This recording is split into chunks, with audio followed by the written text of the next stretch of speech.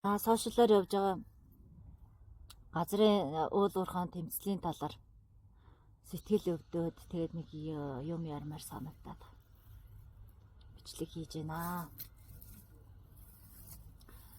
Одоо нэг талаас ингээд уул уурхайн лиценз бичиг зөвшөөрөл авсан хуулийн дагуу явж гин гэсэн нэг компани байна тий. Компани гадна дотны өгөгчд. Нөгөө талаас нутгийн иргэд ямар ч мэдээлэлгүй. Нутаг дээр нь гинт техник орж ирээд гинт хашаад ухаад эхэлдэг. Тэгээ энэ хоёрын дунд асар их тэмцэл Монгол улс даяар өрнөж байна. Энийг ингээд сошиалар хараад сэтгэл өвдөж.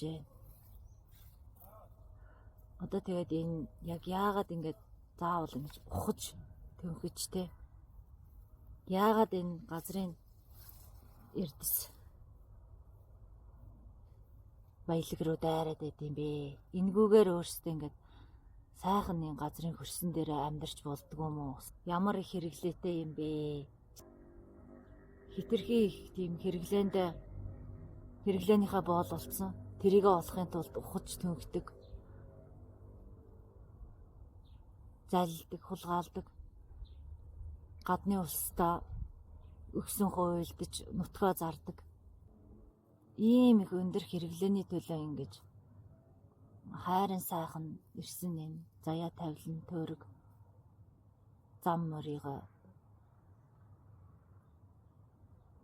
дэмий өрөх шаардлага байгаа юм. Арай өөрөөр амьдрах гэж ирсэн юм биш үсттэй. Бид нар өөрсдөө байгаль юм байл шүү дээ. Бидний энэ бодож санаж байгаа, ярьж хэлж байгаа үг үйлдэл энэ хандлагыг чинь дагаад байгаль өөрчлөгдөж байдаг, хувьсж байдаг. Биеийн 70% нь ус эзэлж байна. Ус бол байгаль. Байнга агаар амьсгалж байна. Агаар бол байгаль. Бид нар энэ байгалаар ингэж эргэж байгаа үстэй. Би өөрөө байгаль юм байна штэ гэдгийг мэдрээч юм. Эсвэл та ус уухгүйгээр байгаад үсэх юм уу? Амьсгалахгүйгээр байгаад үсэх юм уу? Яавал мэдэрмээр байна. Ингэж муухай улангасж ухаж төнхийн төлөө ингэж болохгүй хаа. Байхаа биш болохгүй.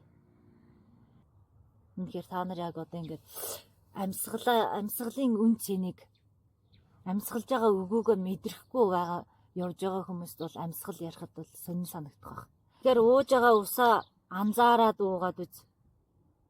Амьсгалж байгаа амьсгалаа анзаараад мэдрээд үз. Тэгжээж яг энэ үн цэнийг нь мэдрэх юм байл шүү. Тэгэхэд энэ байгалийн үн цэнийг